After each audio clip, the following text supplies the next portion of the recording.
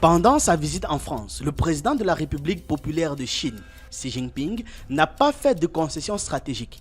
Je vous explique l'affaire. Avant qu'on ne continue, pour les nouveaux sur cette chaîne, on parle de culture africaine, d'actualité, d'histoire et on fait des analyses. Aussi, notre équipe offre des services d'animation, de modélisation 2D, 3D et de montage vidéo. Au besoin, contactez-nous à ce numéro et il y a des informations complémentaires en description. Revenons au sujet. Les médias européens ont peu traité des résultats de sa visite de 2 jours. Reuters a rapporté que Xi Jinping avait quitté la France sans proposer de concessions significatives en matière commerciale ou de politique étrangère, malgré les pressions d'Emmanuel Macron concernant l'accès au marché chinois et bien évidemment la question de l'Ukraine, vu qu'ils n'ont que ça à la bouche.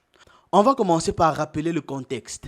Xi Jinping a effectué sa première visite en Europe depuis 5 ans, à l'exception, bien évidemment, de son voyage en Russie en mars 2023. Macron a tenté de charmer le président chinois en l'invitant au Tourmalet dans les Pyrénées pour un repas composé d'agneau et de fromage. Mais cela a été soldé par un échec, comme l'a rapporté Reuters.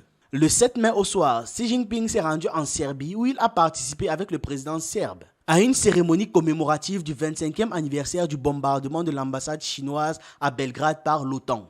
Le 8 et 10 mai, le président chinois a été à Budapest où il a rencontré le premier ministre hongrois, Viktor Orban, pour les négociations. Alors, pourquoi la France, la Serbie et la Hongrie ?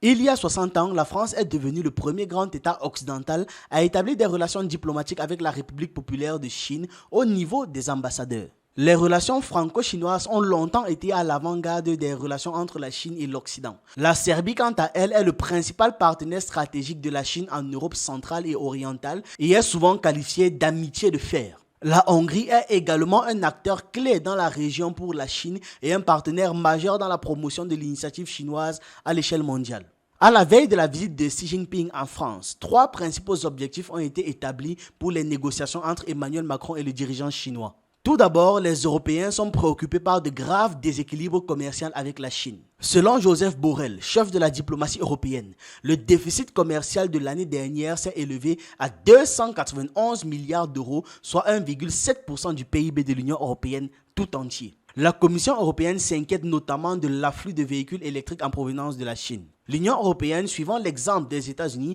affirme que les fabricants chinois de voitures électriques bénéficient d'avantages concurrentiels déraisonnables en raison des subventions massives accordées par les autorités chinoises. Une fois de plus, ils se plaignent de ce qu'ils font.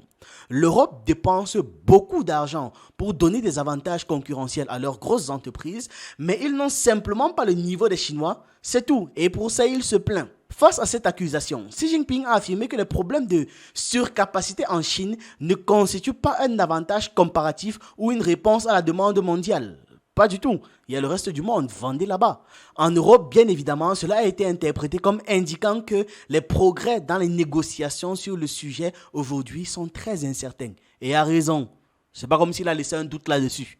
Quant à la deuxième question concernant l'élargissement de l'accès des populations européennes au marché chinois, elle s'est soldée par un échec. Ouais, il n'y a pas mieux de le dire. Tout comme les tentatives visant à convaincre la Chine de cesser de coopérer avec la Russie. Échec aussi. Ils s'attendaient à quoi ? Salut, bonjour, arrête de coopérer avec ton partenaire le plus fiable. Ok, d'accord, on va coopérer maintenant ensemble. Ils sont débiles ou quoi ces gens ?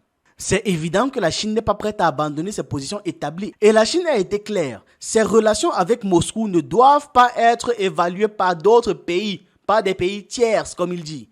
En fait, si vous n'êtes pas la Russie ou si vous n'êtes pas la Chine, vous n'avez rien à dire des relations entre la Russie et la Chine. C'est clair, c'est évident, c'est limpide. Mais ces gens n'écoutent pas. Ce que veulent les jeunes quand ils vont en concert, c'est mettre des mains en l'air, crier yo. Ils veulent des refrains pour se vider la tête, que ça tire en l'air en mode pa pa pa. Ils n'écoutent pas. Pourtant, c'est logique, je trouve. On ne parle pas des relations très malsaines entre la France et les États-Unis. Donc, fermez vos bouches. Si les gens ne parlent pas de vos relations, ne parlez pas des relations des gens. Fermez vos bouches. Bien que les interlocuteurs français aient constamment fait preuve d'insistance, les Chinois n'ont pas fait de concessions sur les questions les plus importantes. La visite de Xi Jinping en France ne parvient pas à dissiper les nuages qui pèsent sur les relations bilatérales. Ça, c'est ce que souligne Le Monde. Le média français appelé Le Monde. Lorsqu'ils ont atteint le col de Tourmalet dans le sud-ouest de la France, un épais blizzard a accueilli les 2 chefs d'État. La séance photo espérée n'a pas eu lieu. C'est ce qu'a écrit le quotidien français pour décrire l'ambiance entre les 2 dirigeants. Vous voyez, on n'a même pas le temps pour une photo, bouge de là. À la fin de la visite en France, le dirigeant chinois est apparu comme le vainqueur, renforçant son image de leader mondial et mettant en lumière la faiblesse des dirigeants occidentaux qui lui demandent de résoudre leurs problèmes à leur place. Ça devient difficile, de plus en plus difficile. Des entreprises françaises et chinoises ont conclu un certain nombre d'accords dans les domaines de l'énergie, du financement et des transports. Mais la plupart de ces accords qu'ils ont conclus là ne sont que des accords cadres pour entamer une coopération ou alors pour reprendre des projets communs qui avaient déjà été abandonnés ou annulés. Le président de la Chine peut se vanter d'un atout majeur. C'est qu'à Pékin, il n'est pas question de jouer sur les différences entre l'Union européenne et Washington. Différence qui peut ouvrir la voie à un rapprochement plus étroit. En revanche, cela devient particulièrement pertinent si, après les élections présidentielles en novembre aux États-Unis, la Maison-Blanche revenait à Donald Trump qui ne cache pas son attitude très hostile envers l'Europe et la Chine. À ce moment-là, la Chine pourrait tenter une approche pour séparer l'Union européenne des États-Unis. Malgré les discours positifs sur les tarifs douaniers concernant les produits de luxe, les tensions étaient palpables entre les dirigeants français et chinois. Quant à l'Ukraine, c'est un domaine de déception globale. Là-bas, il n'y a rien. Vu que la Chine continue de se rapprocher de son bad comme Biélorussie, tout en assurant Emmanuel Macron qu'elle ne soutient pas activement les efforts militaires de Moscou, on a compris que cette position de la Chine, qui semble être une victoire pour la France, est en réalité un simple geste diplomatique. Voilà. C'est de la politesse, de la courtoisie de la part de la Chine. Il ne faut pas quand même être impoli, voilà. C'est littéralement ça de la politesse.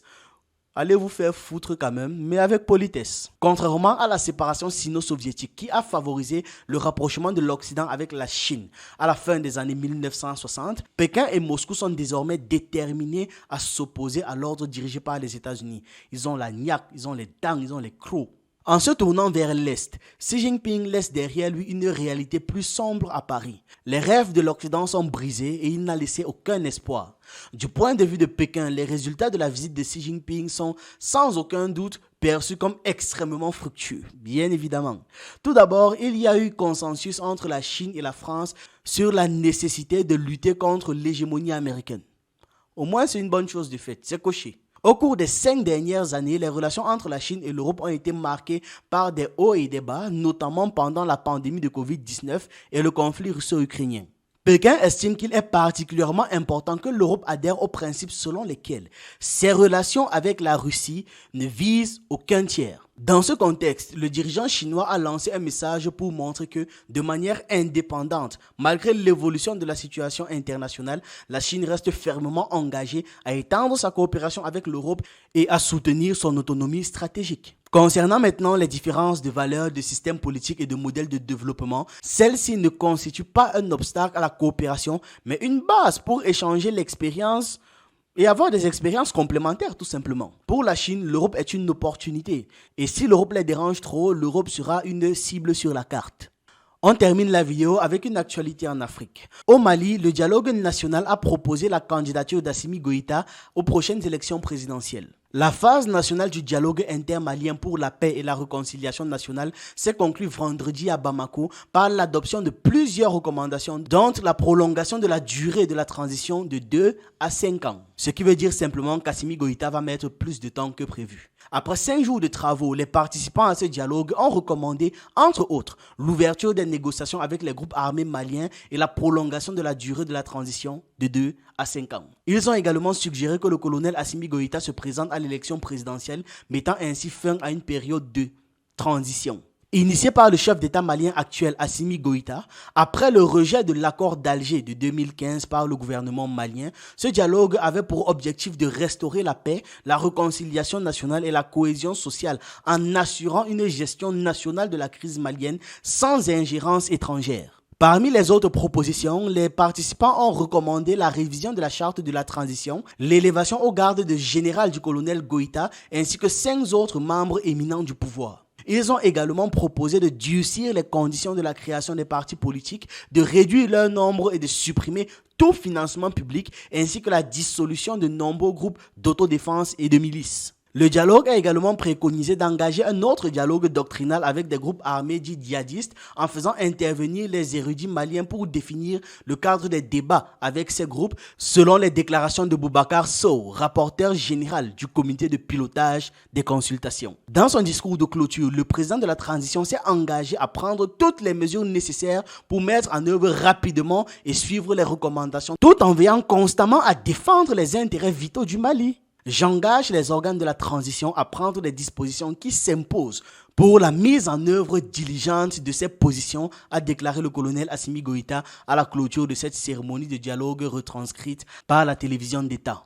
Il a également tendu la main à tous ceux qui n'ont pas participé au dialogue, les invitant à rejoindre les autres Maliens pour construire une paix durable, condition essentielle au développement. En avril, le premier ministre Choguel Maïga avait déclaré que les élections n'auraient lieu au Mali que lorsque le pays serait définitivement stabilisé. Depuis 2012, le Mali est confronté à une expansion terroriste, ce qui crée donc une crise sécuritaire, politique, économique et humanitaire fatalement. C'est donc primordial d'en finir avec avant de passer à autre chose. On ne peut pas penser à faire quoi que ce soit dans un pays quand la sécurité est permanemment en danger. Lorsque à tout moment il peut se passer une terrible crise et lorsqu'à tout moment des milliers de personnes peuvent perdre la vie. Ils sont obligés de fonctionner de manière procédurale. Sinon ils ne pourront rien faire qui dure pour la population. Et les gens doivent comprendre ça. On n'arrange pas un truc qui a été détruit pendant des années en un jour ou en une semaine. C'est pas comme ça que ça se passe. Ça doit prendre encore plus de temps pour réparer que le temps qu'ils ont mis à gâter. J'attends vos analyses et vos avis en commentaire. On se retrouve dans une prochaine vidéo. Pour les nouveaux, sur cette chaîne, on parle de culture africaine, d'histoire, d'actualité et on s'édifie sur un ensemble de choses qui nous permettent d'anticiper et d'être prêts à toute éventualité. Je vous encourage donc à regarder nos anciennes vidéos. On a plus de 400 thèmes déjà traités et si vous voulez plus de contenu, vous pouvez vous abonner à nos autres chaînes YouTube en fonction de vos centres d'intérêt. Sur Ekima, on parle d'économie et de sciences humaines. Sur Hassani, on parle de jeux vidéo et de divertissement. Si ça vous intéresse, les liens sont en description.